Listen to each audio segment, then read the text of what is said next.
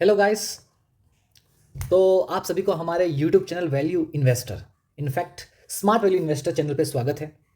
तो एक्चुअली आज हम बेसिकली बात करने वाले हैं किस बारे में। हम बात करने वाले हैं कि जो हमारा जो एफएमसीजी सेक्टर है उसके बारे में थोड़ा सा बात करेंगे कि क्यों गिर रहा है, और इसके अलावा जो एफएमसीजी सेक्टर में जो इंपॉर्टेंट स्टॉक्स आते हैं जैसे अपने नेस्ले आता है, एचयूएल आता है, और गोदरेज कंज्यूमर आता है, टाटा कंज्यूमर आता है, तो उसके बारे में भी थोड़ा डिस्कशन करेंगे ताकि आपको एक रफ आइडिया मिल सके कि कैसा क्या चल रहा है। ओके, तो चलते हैं हम बेसिकली अपना जो नोट्स हम प्रिपेयर किए हैं उसकी तरफ चलते हैं। तो मैं आ गया हूँ नोट्स में। ओके, तो आपको ये दिख रहा होगा नोट्स।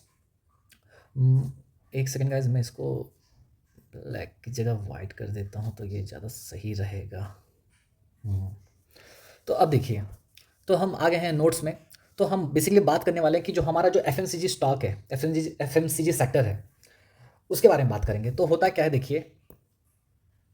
ओके, ये आ गया,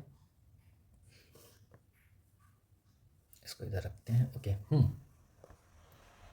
ओके, तो देखिए, सबसे पहली बात आपको कुछ समझना पड़ेगा कि एक स्टॉक मार्केट में, ओके, किसी भी कंट्री में क्या होता है जब एक स्टॉक मार्केट गिरता रहता है, ओके, स्टॉक्स फॉल होते रहते हैं, तो वहाँ पर लोग क्या करते हैं ना, एफएमसीजी स्टॉक्स में इन्वेस्ट करते हैं जब शेयर मार्केट बहुत गिरता रहता है। क्यों, क्या सोच के, ये सोच के कि जब भी मार्केट गिरेगा तो भैया जो कंज्यूमर स्टॉक्स है उसको तो लोग कंज्यूम करेंगे ही, मतलब जो कंज्यूमर प्रोडक्ट है उसको तो लेंगे ही। आप मैगी तो खाओगे ही, ओके, आप आटा तो खाओगे ही, ओके, जो फास्ट मूविंग कंज्यूमर गुड्स है आप उसको तो कंज्यूम करोगे ही। ओके, ऐसा मान के चलते हैं। और जब भी मार्केट गिरता है तो इसमें नॉर्मली क्या होता है, एक रिकवरी देखने को मिलता है। ओके, तो ये चीज़ नॉर्मली होता है। बट अभी क्या हो रहा है कि डिफेंसिव स्टॉक्स इसको माना जाता है, जो एफएमसीजी स्टॉक्स है उसको डिफेंसिव स्टॉक्स माना जाता है, फिर भी इसमें क्या है ना, भयंकर तरीके से सेलिंग दिख रहा है। ओके, तो डिफेंसिव स्टॉक्स भी अभी डिफेंसिव नहीं रहा, मतलब ऐसा आप कह सकते हो। तो रीज़न क्या है, क्यों ऐसा हो रहा है? तो उसके मेनली देखो 6 रीज़न है। तो पहला रीज़न है आपका, हम एफएमसीजी स्टॉक्स के बारे में बात करेंगे। पहला रीज़न है कि ये क्यों गिर रहे हैं। पहला रीज़न है सबड्यूड कंज्यूमर डिमांड। चाहे अर्बन एरियाज़ हो या फिर रूरल एरियाज़ हो, दोनों में क्या हो रहा है ना, डिमांड बहुत कम हो गया है। क्या, जो एफएमसीजी स्टॉक्स है उसका डिमांड बहुत कम हो गया है। ओके, दूसरा चीज़ है तुम्हारा inflation and raw material cost. होता क्या है कि देखिए, जो भी प्रोडक्ट वगैरह है उनमें जो रॉ मटेरियल यूज़ हो रहा है उसका अगर प्राइस ही अगर बढ़ जाएगा तो क्या होगा, प्रोडक्ट का रेट बढ़ाना पड़ेगा ना, और प्रोडक्ट का रेट अगर बढ़ जाएगा तो लोग का डिमांड तो ऑटोमेटिकली कम होगा। तो inflation and the raw material cost, ये मेन रीजन है, दूसरा रीजन। तीसरा रीजन है आपका वीक क्वार्टरली रिजल्ट्स। क्या है वीक क्वार्टरली रिजल्ट्स, मतलब ये जो स्टॉक्स हैं एफएमसीजी स्टॉक्स, इनका रिजल्ट भी बहुत ही खतरनाक आ रहा है। खतरनाक इन द सेंस, मतलब बहुत ही खराब रिजल्ट्स आ रहा है, एक्सपेक्टेशन से बहुत नीचे रिजल्ट आ रहा है। अगर आप देखेंगे, ये जो गोदरेज कंज्यूमर वाले भैया हैं वो कह रहे हैं कि भैया पहले पहले तो हम जितना 100 सामान बेचते थे तो हम वॉल्यूम वाइज 107 सामान ही बेच पा रहे हैं अभी तो, और आने वाले टाइम में हम तो उतना भी नहीं बेच पाएंगे, और मतलब डिग्रोथ होने वाला है, ऐसा उनका कहना है। किसका, गोदरेज कंज्यूमर वालों का, मैनेजमेंट का ये कहना है। तो मतलब हालत बहुत ही ख़राब हालत हो गया है आज की डेट में। इकोनॉमी बहुत ही स्लो डाउन चल रहा है। डिफेंसिव स्टॉक्स तो चल ही नहीं रहे हैं, मतलब जो फास्ट मूविंग कंज्यूमर गुड्स है वो बिल्कुल नहीं चल रहा है। तो क्या रीज़न है, ये सारे रीज़न है। तो दो रीज़न डिस्कस कर चुके हैं, तीसरा रीज़न था क्वार्टरली रिजल्ट्स का खराब आना, वो भी बता दिया मैं। ओके, नेक्स्ट है आपका प्राइस एडजस्टमेंट्स, ये भी बता दिया हूँ एक तरीके से, क्योंकि रॉ मटेरियल का कॉस्ट अगर बढ़ जाएगा तो आप अपने सामान का रेट तो बढ़ाओगे ना, सामान का रेट बढ़ने से वॉल्यूम में वो अफेक्ट करता है। ओके, और लास्ट नहीं, वेदर रिलेटेड चैलेंजेस। क्या होता है कि आजकल देखो सीजन भी भैया बेईमान हो गया है, कहीं पर बारिश होता है कहीं पर नहीं होता है, कहाँ पर कहीं पर विंटर आना चाहिए नहीं आता है, तो जो कि एक नेगेटिव तरीके से अफेक्ट कर रहा है किसको, अपने सेल्स को अफेक्ट कर रहा है। ओके, डिमांड को अफेक्ट कर रहा है। सिक्स्थ है तुम्हारा फॉरेन इंस्टीट्यूशनल इन्वेस्टर्स का आउटफ्लोज। हमारे इंडियन मार्केट में मैक्सिमम पैसा किसका लगा है भाई, फॉरेन वालों का लगा है। अगर फॉरेन वाले ही अपना पैसा निकाल के चले गए यहाँ से तो इंडियन मार्केट का क्या होगा। तो वो क्या कर रहे हैं, यहाँ से अपना पैसा निकाल के बाहर मार्केट में लगा रहे हैं, जैसे चाइना हो गया। ओके, तो जिसके वजह से ना सेलिंग दिख रहा है ये सारे स्टॉक्स में। तो ये 6 रीज़न है मेनली जिसके वजह से इंडियन स्टॉक मार्केट में जो एफएमसीजी सेक्टर है, ओके, एफएमसीजी स्टॉक्स है, वहाँ पर आपको सेलिंग दिख रहा है भयंकर तरीके से। ठीक है, इसके अलावा अब हम चलते हैं एफएमसीजी सेक्टर के जो टॉप मोस्ट स्टॉक्स आते हैं उनके बारे में थोड़ा देखेंगे कि कौन कितना प्राइस में गिर चुका है। ओके, और कहाँ पर रिकवरी आ सकता है, क्या हो सकता है, उसके बारे में थोड़ा चेक करेंगे। ठीक है, तो चलते हैं।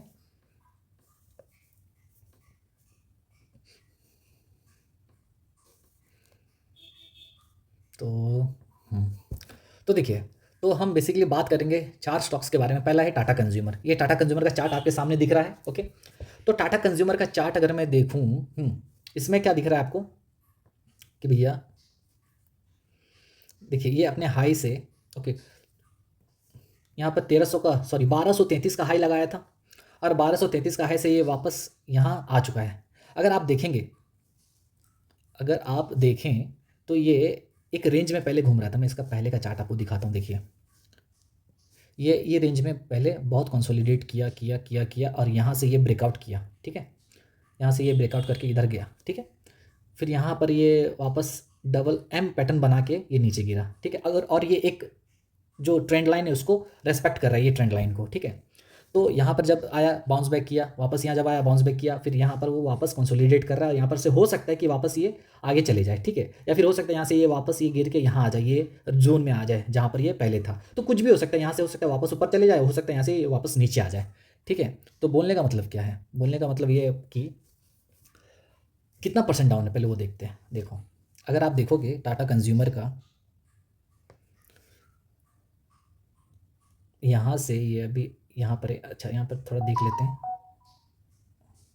25%, 25% डाउन हो चुका है टाटा कंज्यूमर, बहुत ही पॉपुलर स्टॉक है, ओके। तो 25% डाउन है, और ये अपने इंपॉर्टेंट सपोर्ट जोन में है। यहाँ पर वापस ये क्या किया था, यहाँ से ये यहाँ से भागना स्टार्ट किया था, वहीं पर वापस आ चुका है। ऊपर से एक ट्रेंड लाइन भी है, तो एक दो तरीके से आप कह सकते हो कि टेक्निकल सपोर्ट इसको मिल रहा है, एक ट्रेंड लाइन का सपोर्ट है, दूसरा ये रेसिस्टेंस को तोड़ के ऊपर गया था, वापस जो रेसिस्टेंस है वो अब सपोर्ट बन चुका है। तो यहाँ से हो सकता है कि वापस ये रिकवर करे, या फिर हो सकता है ये वापस ये जोन में आ जाए। कौन सा जोन में?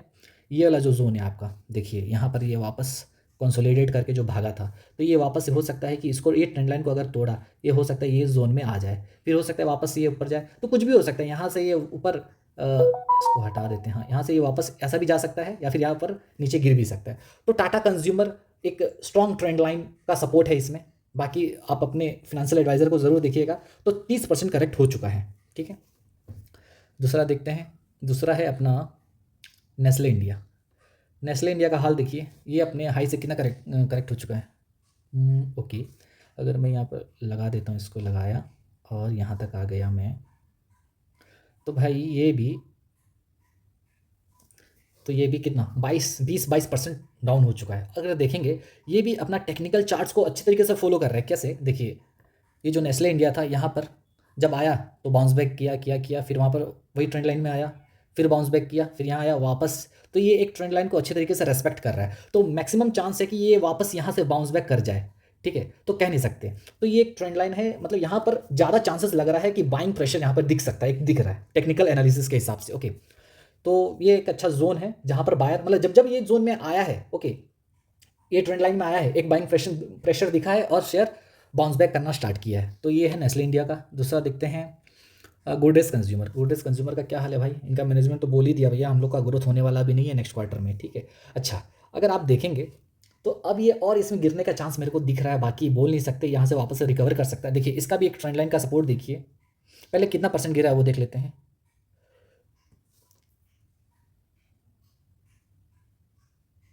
30% गिर चुका है भाई, कितना, 30% गिर चुका है, ये तो 30% गिर चुका है। इसके अलावा, इसके अलावा देखिए, ये एक ट्रेंड लाइन को ये भी सपोर्ट कर रहा है बार बार। यहाँ पर जब आया था, ये गया ऊपर, आया नीचे, फिर आया, यहाँ से फिर से गया, फिर आया, यहाँ से गया, और ये वापस हो सकता है यहाँ से करके वापस यहाँ पर आए, फिर यहाँ से ये चलना स्टार्ट करे।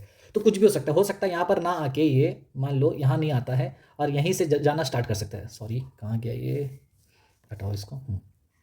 इसका ट्रेंड लाइन, इसका जो था सपोर्ट यहाँ पर था, ओके, इसको ब्रेकआउट करके गया था ऊपर, वापस यहाँ आ रहा है। अब देखोगे, अब देखिए एक चीज़ देखिए, ये रेसिस्टेंस था, इसको तोड़ा, वापस ब्रेकआउट अच्छा सा करके ये यहाँ पर गया, तो जो रेसिस्टेंस था ये वापस सपोर्ट बन गया। यहाँ पर हो सकता है वापस यहाँ जा सकता है, बोल नहीं सकते, या फिर हो सकता है यहाँ से वो वापस गिर के ये जो ट्रेंड लाइन का सपोर्ट यहाँ तक आया और यहाँ से फिर भागना स्टार्ट करे, तो कुछ भी हो सकता है।